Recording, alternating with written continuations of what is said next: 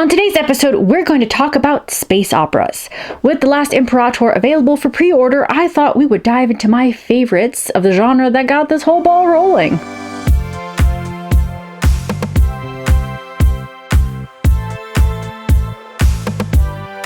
Hello, Lieblings, I'm Madi, science fiction and fantasy author who's been living in southern Germany since 2014. Today, we're going to talk about space operas and list my all-time favorites. Some of these were direct influences for the books The God Queen and The Last Imperator. Others have become great loves as I navigate through the world of space operas. But before we get started, hit the subscribe button and ring the bell if you haven't already. Here on Adventures of Lamadi, we talk about writing, living abroad, and everything in between. Whenever I tell people that I'm a writer, the first question they ask is, what books do you write? I usually start with, well, I write space operas, before diving into my elevator pitch.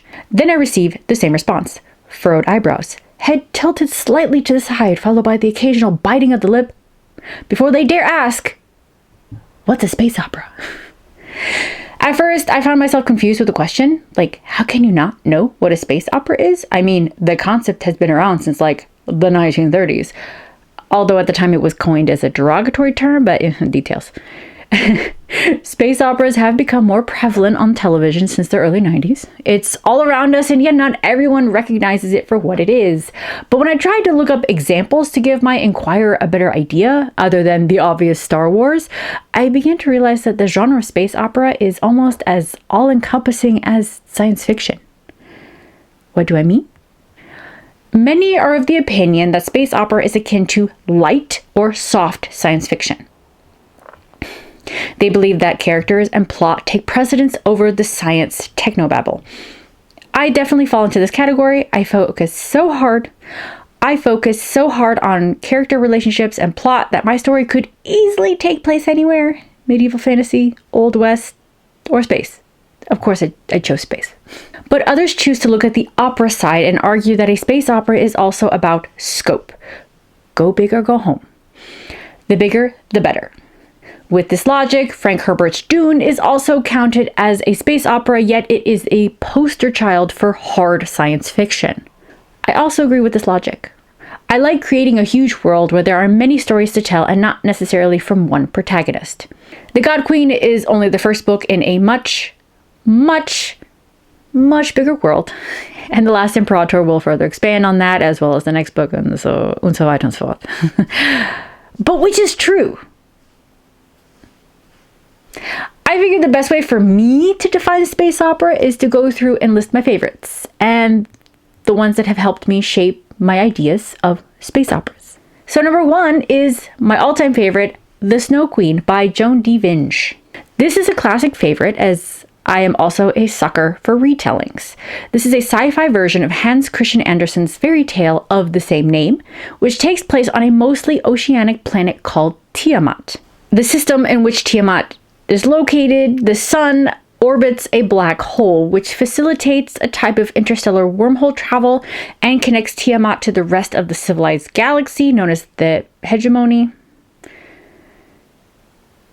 which is remnants of a fallen galactic empire. Why do I love it?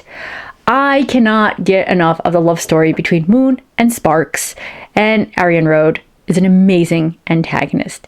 And yes, the characters are named Moon and Sparks. I kid you not.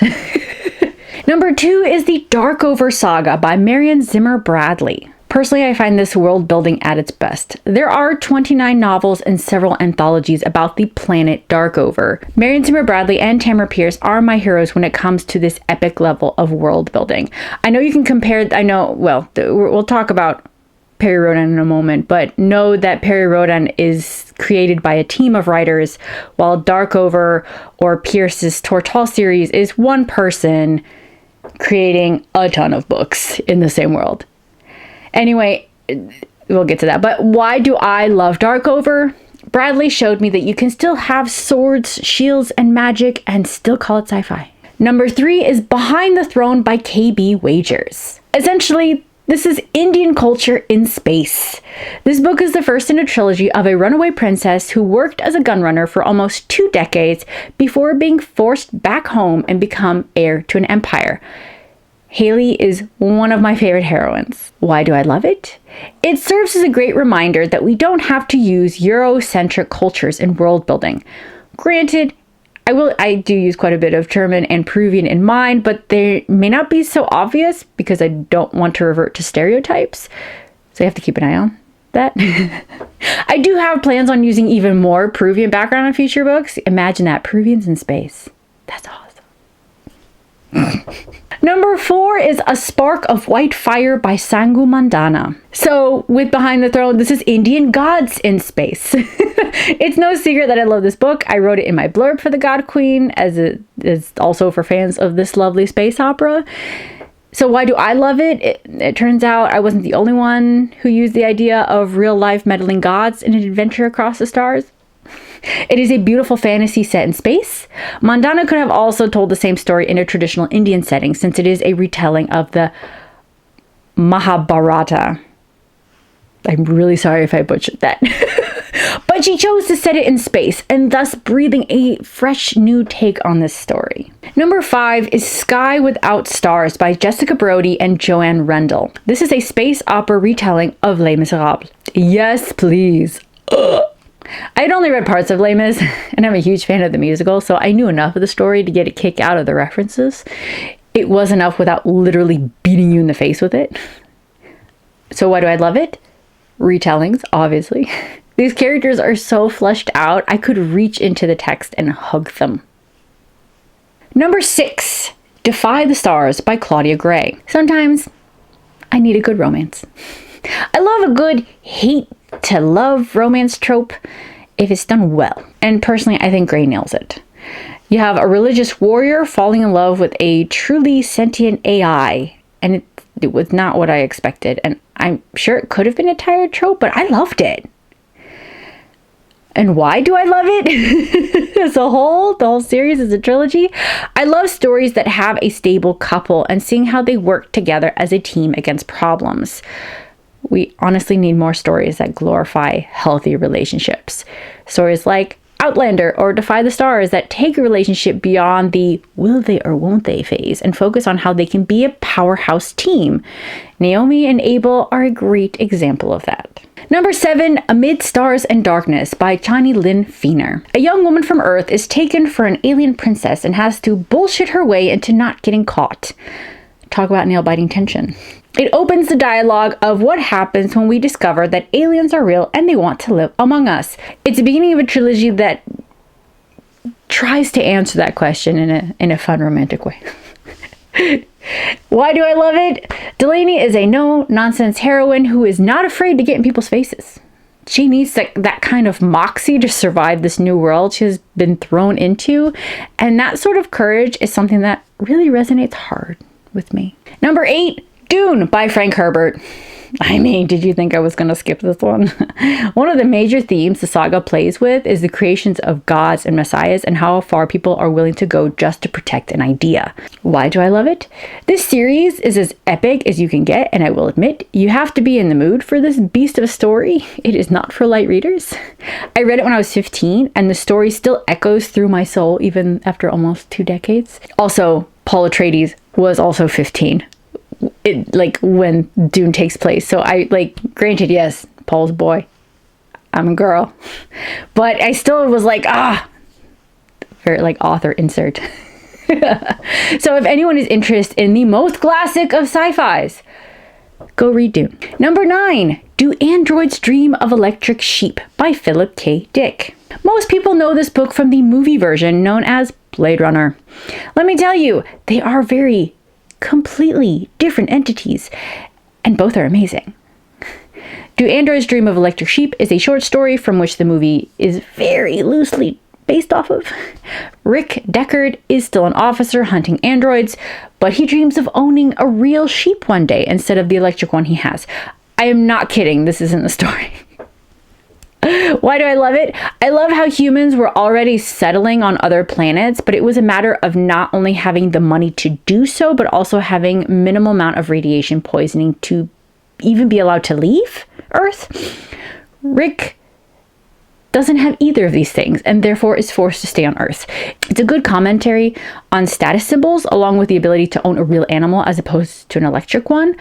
And it was a theme that I used in part of the history of the Tyr star cluster, which I will post a link on that in the description below, because I wrote a blog post about it back when the God Queen first came out. So you can, if you're interested in that, you can read that. Number 10 is Ender's Game by Orson Scott Card. This is another classic about a boy genius who rises through the ranks and becomes a general necessary to win a war they may have to fight someday. Ender Wiggin is a brilliant kid who may be the chosen one, but has to learn to become great. And while he does arrive on the scene practically perfect, he still has to learn, because without that journey, the story would be unrealistic. Why do I love it? I do find it interesting how it makes you question who is the real enemy by the end. So much of what we know is from propaganda fed to not only the characters, but also the readers. You realize how much of the world truly isn't black and white, but everything in between. I tried using that idea in the God Queen. There are enemies we are taught to hate, but should we really hate them? And lastly, number 11, the Perry Rodan universe. So I'm still very new to the Perry Rodan universe, but I couldn't make a list and not include Germany's contribution to the genre. It is also the longest running science fiction series of all time. It's not one to miss. Why do I love it? Honestly, I love a big and ever expanding universe, and goodness gracious, you can't get bigger than Perry Rodan. Like I said, I'm still very much in the early stages of my Perry Rodan education, but I am loving every minute of it. If you want more information, I actually did a video a while back, Intro to German Science Fiction. I will link it somewhere above so you can hear more about the awesomeness that is Perry Rodan. And that is my definitive list. What do you think? Let me know in the comments below what your favorite sci-fi novels are, and tell me what you think, what you consider to be a space opera. In fact, do you have a different interpretation of what is considered a space opera? Let me know. I really don't think there's a wrong answer to this. So let's go. And that's it. Thank you so much for joining me. If you're new here, please consider subscribing and give this video a thumbs up. It lets me and YouTube know you like this kind of content and you want to see more. Please leave me a comment if you have any questions, or if there's a certain topic you'd like to see on this channel. If you want fun escapism, my space fantasy The God Queen is available in ebook, paperback, and hardback. The sequel, The Last Imperator, is also available for pre-order. And don't forget to sign up for the Last Imperator pre-sale giveaway. If you sign up for my newsletter, you'll get the first 6 chapters of The God Queen, as well as the prequel short story, The Knight and the Goddess, so sign up. And also, if you have read any of my work, or you're a fan of a specific author, please leave a review, because it really helps us authors out, and it is free to do so. And don't forget to connect with me on social media, whether it is through Instagram, Twitter, or the Facebooks. And that's it. Until next time, adi!